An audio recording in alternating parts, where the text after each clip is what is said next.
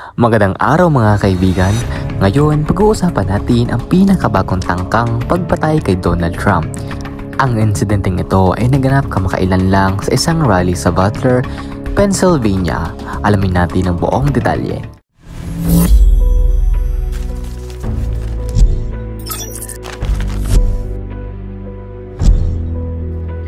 Noong July 13, 2024, habang nagsasalita si Donald Trump sa isang rally sa Butler Farm Show Grounds, isang taga-baril ang nagtangkang patayin siya.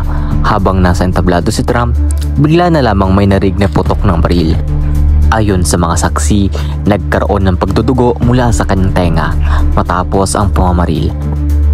Agad na kumilos ang kanyang security team upang ilikas siya mula sa lugar. Ang taga-baril at isa pang dumalo sa rally ay nasawi, habang ang isa pa ay nasa kritikal na kalagayan.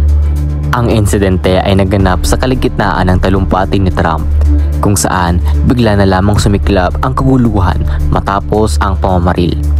Ayon sa mga ulat, ang taga-baril ay nasa gitna ng mga manonood at nagawang makalapit sa entablado bago nagpaputok. Dahil sa bilis ng aksyon ng Secret Service, agad nilang na-neutralize ang taga-baril, ngunit hindi na iwasan ang pagkasugat ni Trump. Ang mga awtoridad ay nagsagawa ng masusing investigasyon upang matukoy ang motibo ng taga-baril at kung may kasabwat pa ito. Agad na rumesponde ang mga awtoridad at pinalibutan ang lugar.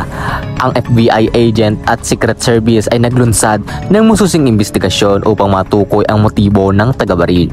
Sa kasalukuyan, patuloy pa rin ang investigasyon upang malaman ang buong detalye at kung may mga kasabwat pa sa pagtangkang ito.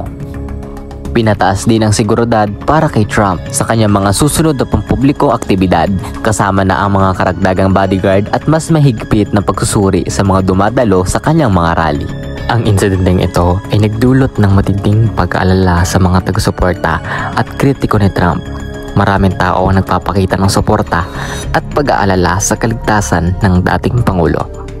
Ang mga taga-suporta ni Trump ay nagpakita ng pakikiisa sa gitna ng krisis na ito, habang ang kritiko naman ay patuloy nagpapahayag ng kanilang pag-aalala sa kasalukuyang estado ng seguridad ng pampublikong opisyal sa bansa.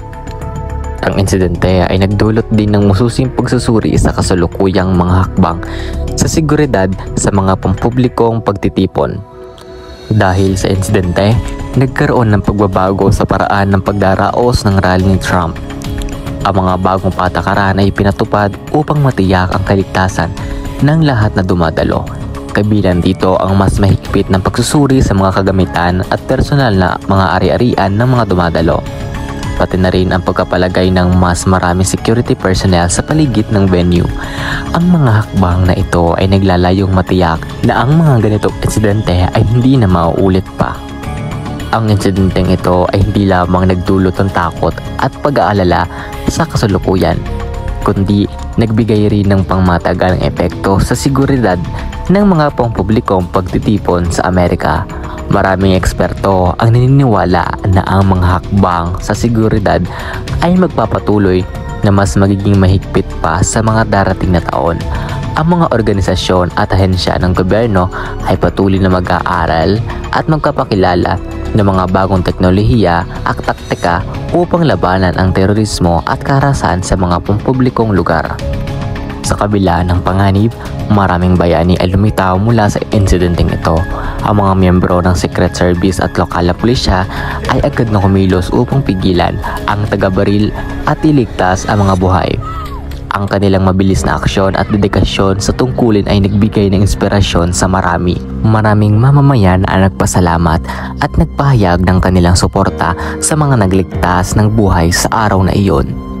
Sa kabila ng mga tangkang ito, patuloy na lumalaban si Donald Trump. Ang mga pangyaring ito ay nagpapaalala sa atin ng panganib na hinaharap ng mga lider ng mundo at kahalagahan ng mas mahigpit na hakbang sa seguridad. Salamat sa inyong panonood at huwag kalimutang mag-like, mag-subscribe at pinutin ang bell icon para sa higit pang mga update.